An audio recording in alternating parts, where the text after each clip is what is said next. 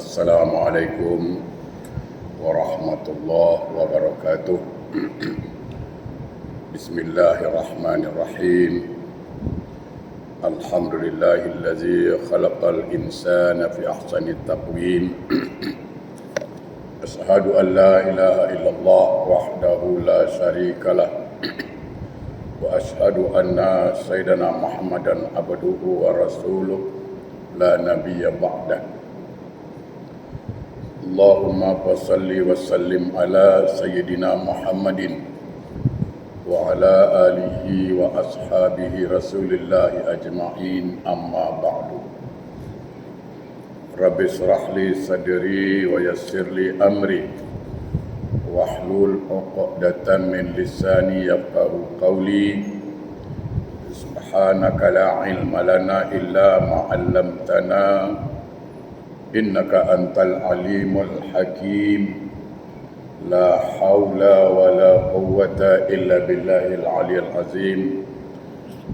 Ilahi anta rabbi wa ridhakal matlubi. Sahabatku, jemaah yang dimuliakan Allah, alhamdulillah, segala puji bagi Allah mengawali majlis ilmu kita. Mudah-mudahan Allah selalu memberikan kita nikmat, rahmat, taufik dan hidayahnya, dan yang penting juga adalah maghfirahnya. Dan kita mohon kepada Allah semoga sisa-sisa umur yang Allah berikan kepada kita dapatlah kita manfaatkan untuk mengumpulkan amal-amal soleh kita buat bekal di akhirat nanti. Amin. Salawat dan salam Allahumma salli ala Sayyidina Muhammad wa ala ali Sayyidina Muhammad. Marilah sama-sama kita sanjungkan keharibaan junjungan alam Rasulullah sallallahu alaihi wasallam. Mudah-mudahan kita beserta keluarga dan orang-orang yang kita sayangi mendapat syafaat dari beliau kelak di yaumil akhir. Amin, Allahumma amin. Jamaah yang berbahagia, Jumat 2 minggu yang lalu kita bahas tentang persaudaraan karena Allah. Kita sudah sampaikan dalil Al-Quran, tidak akan saya ulang lagi. Hari ini kita sampaikan dalil hadisnya, cuman sekedar mengingatkan saja betapa pentingnya kita mempererat tali persaudaraan. Mungkin ada yang bertanya, apa perbedaan silaturahim dengan silaturahmi? Itu dua tu hampir sama. Kadang kita dengar, mari kita pererat silaturahim, satu. Tapi kadang-kadang kita dengar juga, mari mempererat silaturahmi. Cuba kita tengok, bila masa kita gunakan silaturahim, kepada siapa dan kepada siapa kita gunakan kalimat silaturahmi. Begini, kata pakar bahasa, ahli bahasa, kalau silaturahim itu kita ada hubungan dengan orangnya, kekeluargaan, rahim, adik-beradik. Jadi kalau saya pergi rumah adik saya, bukan silaturahmi, silaturahim. Saya pergi rumah kakak saya, silaturahim, bukan silaturahmi. Jadi yang ada hubungan dengan rahim, sepupu, bapa saudara, mak saudara, nenek, itu artinya keluarga, saudara lah. Itu disebut silaturahim.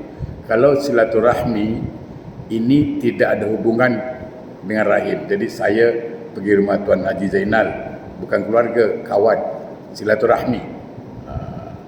Itu namanya silaturahmi.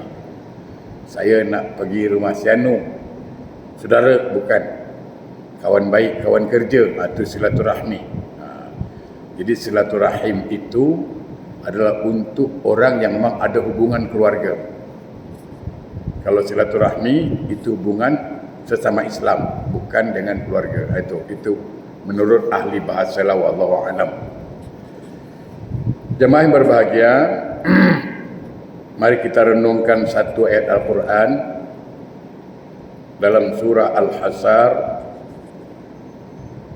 dan ayat ini selalu dibaca oleh khatib ketika berkhutbah sebagai doa, di mana dikatakan di sini dalam Quran surah Al-Hasr ayat 10, A'udzubillahi minasyaitonir rajim.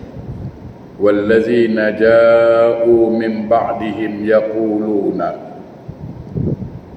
dan orang-orang yang datang sesudah mereka, maksudnya sesudah kaum Muhajirin dan orang Ansar, ya mungkin kita termasuk di sini karena kita sesudah Al-Muhajirin dan orang Ansar juga. Mereka berdoa, Rabbana ghfir lana wa li ikhwanina allazina sabaquna bil iman wa la taj'al fi qulubina ghillan lil ladzina amanu rabbana innaka raufur rahim. Dia berdoa, dan doa ini sangat baik untuk diamalkan. Nanti saya jelaskan sedikit. Doanya bagus dan juga sebagai dalil hukum, ya. Rabbana ighfir lana wa li ikhwanina allazina sabaquna bil iman. Wahai Tuhan kami, Rabb kami, ya, beri ampunlah kami dan saudara-saudara kami yang telah beriman lebih dahulu dari kami. Artinya orang ini sudah meninggal. Ampunkan kami dan orang-orang beriman yang lebih dahulu dari kami. Siapa itu? Nenek moyang kita, datuk kita, ya kan? Ini menunjukkan bahawa mendoakan orang mati itu sampai. Itu ditanya dalil kan? Sampai. Ini dalilnya. Kalau seandainya tak sampai, kenapa Allah suruh apa? Ini doa mereka yang Allah jelaskan dalam Al-Quran. Kalau masih ada orang kata doa pada orang mati tak sampai, ini Quran yang menjelaskan, ya. Rabbana ighfir lana wa li ikhwanina allazina sabaquna bil iman. Ya Allah, wahai Tuhan kami, ampunkan kami dan orang-orang sesudah kami yang sama-sama beriman. Jelas itu. Kita saking dekatnya bersaudara, saling mendoakan. Bahkan dalam ajaran Islam, kita dilarang mendoakan kecelakaan seseorang. Kalau kita doakan orang celaka, doa itu balik pada kita. Tak boleh. Ya. Wala taj'al fi qulubina ghillan lil ladzina amanu rabbana innaka raufur rahim. Dan jangan ya Allah, Engkau biarkan kedengkian dalam hati kami terhadap orang-orang beriman. Ini bagus diamalkan supaya tidak ada rasa dengki kita pada orang. Karena dengki inilah yang merosak pergaulan. Karena dengki inilah yang merosak persahabatan. Amalkan doa ini. Surat Al-Hasr ayat 10, ya. Wala taj'al fi qulubina ghillan lil ladzina amanu rabbana innaka raufur rahim. Ya Allah, hilangkan rasa dengki terhadap orang-orang yang beriman. Sungguh ya Allah, Tuhan kami, sesungguhnya Engkau Maha Penyantun lagi Maha Penyayang. Jadi sesama Muslim, sesama Islam, sesama beriman, sebenarnya kita dianjurkan dalam Islam, pertama saling mendoakan. Itu satu. Saling mendoakan. Yang kedua, hindarkan sifat rasa iri dengki. Itulah ciri persaudaraan dalam Islam. Inilah persaudaraan karena Allah. Kadang minta maaf ya. 40 tahun berkawan, 30 tahun berkawan, tapi karena dengki, ya kan, habis. Jujur saya katakan, betul saya cakap, orang kalau dah dengki dengan kita, dia tidak pernah nampak kebaikan kita. Percayalah. Buat baik macam mana pun kita, macam mana pun buat baik kita, dia tak pernah anggap kita buat baik. Dia tuduh bukan-bukan. Contoh, kita tolonglah seseorang yang mungkin dia janda dan dia susah, dan kebetulan itu saudara kita, kita bantulah katakan. Kita niat ikhlas membantu karena Allah. Tapi bagi orang dengki dia cakap apa? Alah, tu bantu ada maknanya. Itu bantu semua ada makna, udang balik bakwan lah, udang balik mi lah, macam-macam. Walaupun kita ikhlas karena Allah, bagi orang yang dengki tidak akan pernah anggap kita baik. Itu satu. Oleh karena itu, perbanyak doa ini. Surah Al-Hasr ayat 10 ya. Wala taj'al fi qulubina ghillan lil ladzina amanu rabbana innaka raufur rahim. Ya Allah, hilangkanlah rasa dengki di hati kami terhadap orang-orang yang beriman. Jadi dari ayat ini dua kita dapat ilmu. Satu, kita diharapkan, dianjurkan untuk saling mendoakan. Yang kedua, kita dilarang untuk mempunyai sikap dengki. Satu hal yang saya tambahkan, kalau dengan saudara kita harus mendoakan, saling mendoakan, walaupun saudara kita yang beriman telah meninggal dunia, apatah lagi, ini saya ingatkan pada diri saya juga semua, apatah lagi kepada kedua orang tua kita yang telah mendahului kita. Kata Ibnu Abbas radhiyallahu an dalam tafsirnya, ada satu ayat Al-Quran yang mengatakan Anis kurli wali walidaika, bersyukurlah padaku kata Allah, dan bersyukurlah kepada kedua orang tuamu. Bagaimana cara bersyukur kepada Allah, dan bagaimana cara bersyukur kepada orang tua, dan bagaimana mengamalkan ayat ini? Maka Ibnu Abbas mengatakan kemuncak syukur kita kepada Allah salat. Salat itu kemuncak dari syukur. Walaupun berbuih mulut cakap alhamdulillah, alhamdulillah nikmat, alhamdulillah nikmat, tapi tak salat, tak. Belum sampai kepada puncak syukur. Bukti syukur orang betul-betul bersyukur, dia tak lupa salat. Itu bukti. Nah, selepas dia salat, bukti syukurnya dia kepada mak bapak, dia tidak lupa mendoakan kedua orang tuanya. Jadi kalau lepas solat dia doakan mak bapaknya, berarti dia telah mengamalkan Al-Quran. Jadi selepas solat, Assalamualaikum warahmatullahi, Assalamualaikum warahmatullahi, zikir macam biasalah, Subhanallah, Alhamdulillah, Akbar 33 kali. Jangan lupa doa. Sudah baca doa apapun, jangan lupa Allahumma ighfir lana dzunubana wa liwalidayna warhamhuma kama rabbayana saghira. Ada yang baca rabbauna sighara, tak ada masalah. Ya. Saya solat sendiri Pak Ustaz, saya baca Allahumma ighfirli. Ingat, walaupun kita solat sendiri, tapi kita sebagai suami, ego namanya tu kalau doa diri sendiri. Mentang-mentang dia solat sendiri, dia cakap apa? Ya Allah, Allahumma ighfirli, ya Allah ampunkan aku, wali walidayya, dan kedua orang tuaku. Engkau sedap nak minta ampun kau aja, habis isteri tak minta diampunkan. Kau sedap masuk surga, isteri kau masuk neraka. Ya kan? Tak. Suami yang baik, walaupun dia solat sendiri, tetap dia minta, ya Allah, Rabbana ighfir lana, ya Allah ampunkan kami.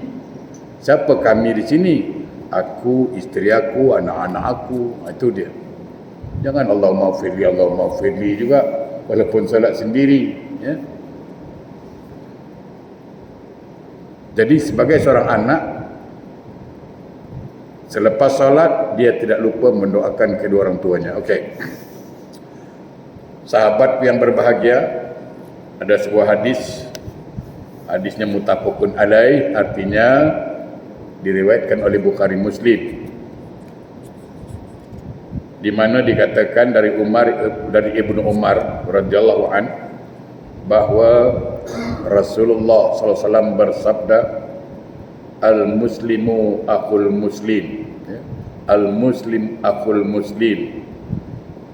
Seorang muslim itu adalah saudara muslim yang lain. La yazlimuhu wa la yuslimuhu. Man kana fi hajati akhihi kana Allahu fi hajatihi. Wa man farraja an muslimin kurbatan farrajallahu anhu biha kurbatan min kurabi yaumil qiyamah. Wa man satara musliman satarahu Allahu yaumal qiyamah. Subhanallah, subhanallah. Alangkah indahnya bahasa Nabi ini, ya. Seorang muslim adalah saudara muslim yang lain, tidak menzalimi dan tidak menjerumuskannya dalam bahaya. Seorang saudara, dia tidak akan menzalimi saudaranya, dan dia tidak akan menjerumuskan saudaranya.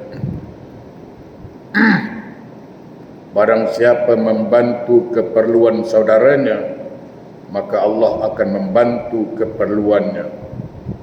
Barang siapa meringankan penderitaan saudaranya, maka Allah akan meringankan penderitaannya di akhirat. Barang siapa menutupi kesalahan saudaranya, maka Allah akan menutupi kesalahannya di hari kiamat. Jamaah, hadis ini kalau kita amalkan, Allahu Akbar, kita menjadi seorang muslim yang baik. Yakin satu hadis ini. Apalagi kalau kita mampu mengamalkan banyak hadis. Dari hadisnya apa? Satu, al-muslim akhul muslim. Seorang muslim saudara muslim yang lain. Bayangkan bagaimana perasaan seorang saudara. Lalu Nabi mengatakan dalam hadis yang lain, al-muslim kal wahidul jasad. Orang muslim itu hidupnya bagaikan satu tubuh. Satu tubuh. Kalau kaki terantuk, mulut cakap apa? Aduh. Tangan mulai kipas-kipas bagi sejuk. Mata mengeluarkan airnya tanda sedih. Ya kan? Inilah orang muslim. Bagaikan satu tubuh. Satu sakit, semua sakit. Allahu Akbar. Kalau kita mampu menerapkan, mengamalkan ayat hadis ini, bahawa setiap orang Islam kita rasakan itu saudara kita, maka kita satu, tidak akan menzalimi dia. Saya ingin ingatkan balik biar faham. Ada sebuah nasihat dari Sayyidina Ali radhiyallahu an. Ini perlu saya sampaikan. Apa kata Sayyidina Ali? Aku atau saya tak pernah berbuat baik sama orang, dan saya tidak pernah berbuat jahat dengan orang. Ini nasihat paling bagus kalau kita amalkan. Saya ulang balik nasihatnya. Kata Sayyidina Ali, saya tidak pernah buat baik dengan orang, dan saya tidak pernah buat jahat dengan orang. Ini kena faham. Fikir, faham betul-betul. Maksudnya apa? Saya tak pernah buat baik sama orang. Maksudnya apa? Nah, setiap kebaikan yang kita lakukan, hakikatnya kan kita dapat pahala. Betul? Kan kita dapat rahmat Allah. Artinya kita berbuat baik untuk diri kita melalui orang lain. Begitulah. Jadi contoh, kita tolonglah, katalah kita tolong orang miskin. Kita tolong orang miskin. Untuk apa kita tolong orang miskin? Untuk dapatkan kasih sayang Allah, rahmat Allah. Betul? Siapa yang dapat? Kita. Cuman lewat pertolongan. Kita tolong orang miskin, kita dapat rahmat Allah. Kan untuk kita rahmat Allah. Kenapa kita tolong orang miskin? Karena kita ingin pahala dari Allah untuk kita lagi. Kenapa kita tolong orang miskin? Supaya kita masuk surga untuk kita juga. Maka Sayyidina Ali mengatakan, aku tak pernah buat baik dengan orang. Maksudnya sebenarnya setiap kebaikan yang kita lakukan pada orang lain, hakikatnya itu kembali kepada kita kebaikan itu. Itu yang dalam Al-Quran dikatakan dalam surah Al-Fusilat, man amila salihan falinafsih wa man asa'a fa'alaiha. Barang siapa berbuat baik, maka kebaikan itu untuk dia. Siapa berbuat jahat, kejahatan itu untuk dia. Jadi kalau kita berbuat baik sama orang, maka kita yang dapat kebaikan itu dari Allah. Kita dapat rahmat Allah, kita dapat ridha Allah, kita dapat pahala dari Allah. Itu dia. Jadi sebenarnya untuk kita buat baik. Nah, jadi ini prinsip paling bagus untuk kita ingat. Oleh karena itu, semakin banyak kita berbuat baik, maka semakin banyaklah kita berbuat baik pada diri sendiri. Itu maksudnya. Jadi jangan ingat, aku tolong dia, aku buat baik dengan dia. Jangan. Sebab kalau kita ingat kita yang buat baik, akhirnya kita minta pujian, kita minta balasan. Jangan. Tapi kalau kita ingat, aku buat baik sebenarnya untuk aku sendiri, cuman lewat dia, maka kita, engkau puji ke tak puji, I don't care. Engkau balas ke tak balas, tak ada masalah, karena aku buat baik pada diri aku. Sebaliknya, kalau kita menzalimi orang lain, kata Sayyidina Ali, sebenarnya kita sedang berbuat jahat pada diri kita. Contoh, saya cela orang itu, saya fitnah orang itu. Siapa dapat dosa? Saya pun. Saya fitnah orang itu, siapa dapat murka Allah? Saya pun. Saya cela orang itu, saya fitnah orang itu. Yang masuk neraka siapa? Saya pun. Jadi semua kesalahan itu balik kepada saya. Ya kan? Orang yang diumpat, orang yang dicela dapat pahala. Nah, jadi bagus sekali nasihat Nabi. Seorang Muslim dia tidak akan menzalimi saudara sendiri. Kenapa? Sebab setiap kezaliman yang dilakukan kembali kepada dia. Dan dia tidak akan menjerumuskan. Dan dia tidak mungkin memfitnah saudara dia. Tapi itu tadilah saya katakan, kalau dah dengki susahlah. Kalau dah dengki susah. Sampai ada kawan kasih tahu saya, Ustaz, dia itu Ustaz tak boleh tengok orang senang. Ada kawan bagi tahu lah. Dia itu, kawan saya tu tak boleh tengok orang senang. Oh, agak-agak di mana tempat dia tinggal bagus Ustaz? Saya cakap di neraka lah. Di neraka tak ada orang senang tu. Dia tak boleh tengok orang senang kan. Duduk neraka. Sebab di neraka tak ada orang senang tu. Semua orang susah. So duduk sana. Ya? Apa lagi? Apa dikatakan di sini? Barang siapa membantu keperluan saudaranya, maka Allah akan membantu keperluannya. Jemaah, sahabatku, jangan kita harapkan kita bantu seseorang, lalu orang itu yang akan balas membantu kita. Bukan.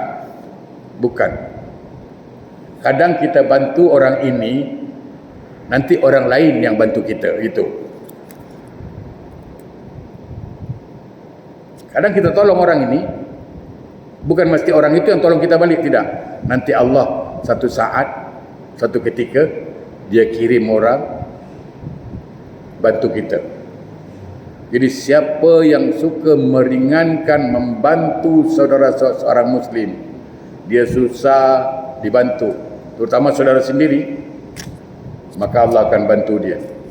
Makanya orang yang rajin membantu orang lain, insya Allah saya katakan, dia akan dibantu oleh orang nanti. Saya ingin menceritakan pengalaman seseorang lah. Saya tak mau cerita yang muluk-muluk ni, pengalaman seseorang. Satu hari seseorang bertanya kepada mak dia. Mak dia suka menolong orang, kasih makan orang, suka. Asal ada orang merantau dia kasih makan, asal ada orang lalu tak makan dia kasih makan. Artinya orang tua ni hobi kasih orang makan. Ketika saya tanya, makcik, saya tengok makcik kan, ibu suka sangat kasih orang makan, tak kenal ke tak tidak, asal datang orang merantau di kampung ini susah, ibu kasih makan. Tak kira berapa orang, kadang-kadang sampai 10 orang, 15 orang. Selagi belum dapat kerja, selagi itulah makan di rumah itu. Apa dia jawab? Saya punya anak ramai, dia cakap. Masih kecil-kecil anak saya, ramai. Tapi saya yakin, ini hari saya bantu orang, kasih makan orang. Satu hari anak saya merantau, orang akan bantu dia. Apa yang dilafazkan itu terjadi. Anaknya merantau semua, tidak ada satu pun yang kelaparan, dan semuanya dibantu oleh orang-orang. Itu kenyataan. Jadi kalau kita bantu orang, mungkin belum tentu kita dibalas, tapi mungkin anak kita nanti. Tapi yakinlah akan janji Allah, ya. Yakinlah akan sabda Rasulullah SAW, karena hakikatnya itu wahyu Allah. Barang siapa yang membantu seorang Muslim, Allah akan bantu dia nanti. Yakinlah. Mungkin bukan hari ini, mungkin bukan orang itu yang bantu, tapi orang lain. Mungkin bukan sekarang, tapi nanti. Tapi yakinlah. Sebaliknya, siapa yang menzalimi saudaranya, siapa yang menjerumuskan saudaranya, satu saat nanti, kalau tidak balik kepada dia, mungkin pada anaknya. Hari ini belum dibalas, mungkin besok, mungkin lusa, mungkin tahun depan, tapi akan balik kepada dia. Maka orang Muslim yang baik, dia tidak akan pernah menzalimi saudaranya. Kenapa? Karena setiap kezaliman itu akan balik pada dia. Sebaliknya, seorang Muslim yang baik, dia akan selalu membantu saudaranya sesama Muslim. Kenapa? Karena dia yakin akan hadis Nabi, siapa yang menolong saudaranya sesama Muslim, maka Allah akan tolong dia. Selanjutnya dikatakan apa? Barang siapa meringankan penderitaan seorang Muslim, barang siapa meringankan penderitaan saudaranya, maka Allah akan meringankan penderitaannya pada hari kiamat. Contoh, ada anak saudara kita, ya, nak sekolah, mungkin duit sekolah tak cukup, mungkin biaya sekolah tak cukup, mak dia susah, dia pun anak yatim, bapa dah tak ada, mak single parent.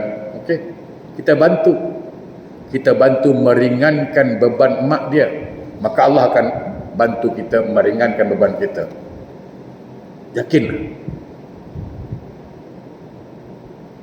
Mungkin anak kita yang akan dibantu, mungkin kita, mungkin esok, mungkin lusa, mungkin bila-bila, tapi satu saat Allah akan bantu meringankan beban kita.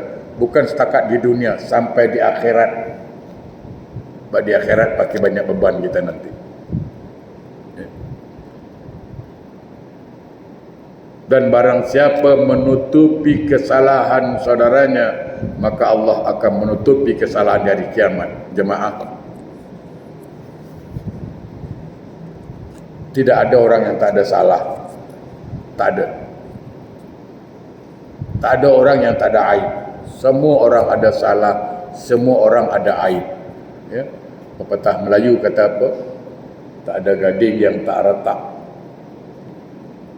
tak ada lautan yang tak berombak, tak ada luka yang tak koyak, tak ada bisul yang tak bengkak, tak ada tuyul yang tak botak. Itulah. Artinya tak ada manusia yang tak bersalah. Kullun nas khata khairun qata' at-taubah. Semua manusia itu pernah melakukan salah. Sebaik-baik orang bersalah, dia menyadari, menginsafi kesalahannya. Semua orang pasti ada aib. Nah, jamaah, jangan pernah membuka aib orang. Sebab kita pun ada aib. Sebab bila kita buka aib orang, mungkin satu saat kita akan buat aib yang sama. Mana kita tahu? Kalau kita kutuk kesalahan orang, satu saat mungkin kita juga akan buat kesalahan yang sama. Orang akan kutuk kita. Hati-hati. Oleh karena itu, dalam riwayat yang lain dikatakan, barang siapa menutup aib saudaranya, maka Allah akan tutup aibnya di akhirat nanti. Jadi hadis ini sangat indah. Banyak pelajaran kita dapat. Dalam hadis yang lain, riwayat Muslim, dikatakan apa? Ada seseorang yang sedang mengunjungi saudaranya di sebuah kampung, ya, kampung lain. Maka Allah mengutus malaikat untuk mengikuti dan menjaga orang itu dalam perjalanannya. Setelah sampai, malaikat itu bertanya, ya, Anda mau ke mana? Aina turid? Anda mau ke mana? Dijawab, ya, uridu akhali fi hadhil qaryah. Ya, aku mau bertemu saudaraku di kampung ini. Jadi mereka tanya, awak nak ke mana? Dia jawab, saya nak bertemu dengan saudara saya di kampung ini. Lalu malaikat bertanya, apakah ada urusan bisnis dengan saudara awak itu, dengan teman awak itu? Orang itu jawab, oh, sama sekali tidak.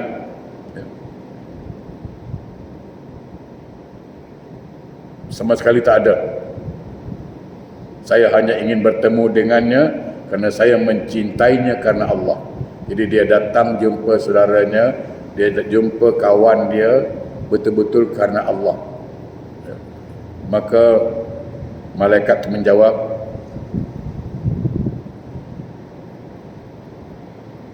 fa inni rasulullah bi anna Allah. Okay. Maka malaikat menjawab, aku adalah utusan Allah untuk memberitahumu bahawa Allah mencintaimu sebagaimana kamu mencintai saudaramu karenanya. Artinya apa?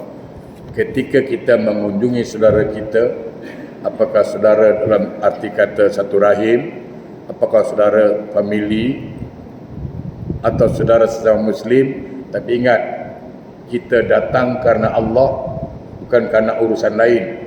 Kadang-kadang juga nak datang jumpa kawan, bukan karena kawan, dia nak tackle anak kawan tu.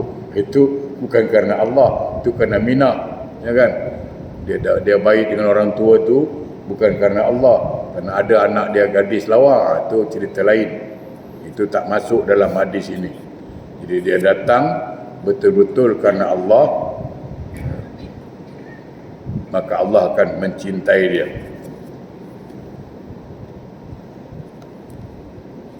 Diriwayatkan dari Abu Hurairah radhiyallahu an bahwa Rasulullah SAW bersabda, man ada maridon au zara akhalahu fillahi nadahu munadi antibta wa taba mamsaka wa tabawwata minal jannati manzil. Barang siapa mengunjungi orang sakit atau mengunjungi seseorang temannya karena Allah, maka terdengar seseorang penyeru berkata, Anda baik sekali dan Anda baik pula perjalanan Anda, sebuah rumah di surga telah disediakan bagi Anda. Hadis riwayat At-Tirmizi. Jadi ketika ada kawan sakit, kita datang, ya, kita datang. Jujur, ya, saya katakan, ketika kita sakit ada orang datang tengok kita, itu sebagai obat. Ya, kasih dia support lah, motivasi, sehat. Jangan tengok orang sakit mengancam pula. Dah tengok orang sakit, cakap tak sedap hati. Kau sakit apa? Aku ingat sakit inilah, puru lambung, denyut-denyut. Ya ke? Aku ingat makcik aku tahu kat katil sebelah ni. Makcik aku tu kat katil ni lah, dia sakit macam sakit engkau lah. 3 hari je sembuh, bukan mati. Itu bukan begitu tengok orang sakit. Bagi dia gembira. Dah, semoga kau cepat sembuh. Yakinlah Allah akan sembuhkan kau. Bagi dia semangat hidup. Ini tidak. Aku tengok mata kau ni macam tak yakin. Aku ingat jangan-jangan tak sampai minggu depan. Tengok mata kau dah kuyu tengok. Dah kuyu kuning pula tu. Ni kalau aku tengok kawan saya tu, kawan aku kan, mata macam kau lah. Lemah kuyu tau, kuning. 2 hari mati. Apa tak kawan tu risau? Bagi dia semangat, ya. Bagi semangat. Jangan mengancam nanti orang sakit. Satu hal yang perlu saya ingatkan jemaah. Saya banyak jumpa. Kadang ada jenazah masuk dalam masjid untuk solat jenazah. Imam dah bagi tahu akan ada jenazah. Mari kita ramaikan solat jenazah. Saya tengok banyak orang keluar. Banyak orang keluar. Hanya yang solat jenazah tu ya mungkin kawan dia lah atau saudara dia. Padahal waktu solat zuhur, katakanlah solat zuhur katakan ya, 5 saf, 4 saf. Tapi ketika solat jenazah tinggal setengah saf. Kenapa? Padahal kalau kita tahu apa yang Allah kasih, apa kata Nabi, barang siapa ikut solat jenazah, Allah akan berikan dia pahala 1 kirat. 1 kirat berapa? Sebesar gunung Uhud. Itu pahala disiapkan. Siapa yang ikut solat jenazah, Allah siapkan pahala sebesar gunung Uhud. Kalau dia ikut mengantar sampai kubur, 2 kirat dikasih, 2 gunung Uhud. Bukan susah solat jenazah, tak payah rukuk, tak payah sujud apa. Allahu Akbar, kau lipat tangan. Baca Fatihah. Biasalah Fatihah. Allahu Akbar, baca selawat. Tak pandai yang panjang, yang ambil yang pendek. Allahu Akbar, Allahumma salli ala sayyidina Muhammad atau Allahumma salli ala Muhammad, dah lah selesai. Yang ketiga, Allahu Akbar. Tak usah doa panjang-panjang kalau tak pandai, pendek. Allahumma ighfir lahu warhamhu wa'afiyahu anhu. Tak tahu juga Allahumma ighfir lahu, dah. Tak tahu Allahumma ighfir lahu. Allahumma ighfir lahu, dah. Tak tahu juga, engkau diam aja lah. Nah. Yang keempat, Allahu Akbar. Allahumma la tahrimna ajrahu wa la taftina ba'dahu. Tak tahu juga, diam. Nah. Selesai. Pahala dapat. Tak payah rukuk, tak payah sujud. Banyak yang keluar. Alasannya tak tahu. Apa pula tak tahu? Bukan susah. Baik. Wah.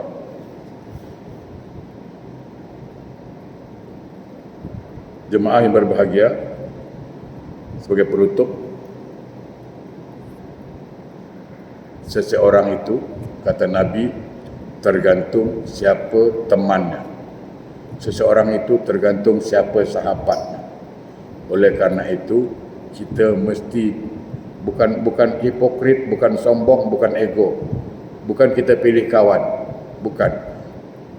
Kita memilih kawan sesuai dengan perintah Rasulullah SAW. Sebab seseorang itu tergantung siapa sahabatnya. Kalau dia berkawan sama orang baik, insya-Allah dia baik. Tapi kalau dia berkawan dengan orang tidak baik, lambat, sebaik apapun dia, lambat atau cepat, takut dia nanti ikut-ikutan di situ. Maka kita pilihlah sahabat, pilihlah kawan yang baik, yang mengingatkan kita kepada Allah, yang menasihati kita ketika salah. Itulah sahabat yang baik. Sahabat yang baik, yang faham, yang mau membantu kita ketika susah. Banyak kawan sekarang ini, waktu kita ada duit, okey, kancing lah. Tapi begitu kita tak ada duit, bukan kancing, dia kencing begitu. Ya, mudah-mudahan kita dapat menjalin persaudaraan sesama Islam, karena Allah kita tidak akan menzalimi saudara sesama Islam dan tidak akan menjerumuskannya, insya-Allah. A'udzubillahi minasyaitonirrajim. Bismillahirrahmanirrahim. Alhamdulillahirabbil alamin. Allahumma shalli ala sayyidina Muhammad wa ala ali sayyidina Muhammad. Allahumma arinal haqqa haqqa warzuqna ittiba'ah wa arinal batila batila warzuqna. Allahumma a'inna ala zikrika wa syukrika wa husna ibadatik. Rabbana atina fid dunya hasanah wa fil akhirati hasanatan wa qina azabannar. Walhamdulillahi rabbil alamin. Assalamualaikum warahmatullahi wabarakatuh.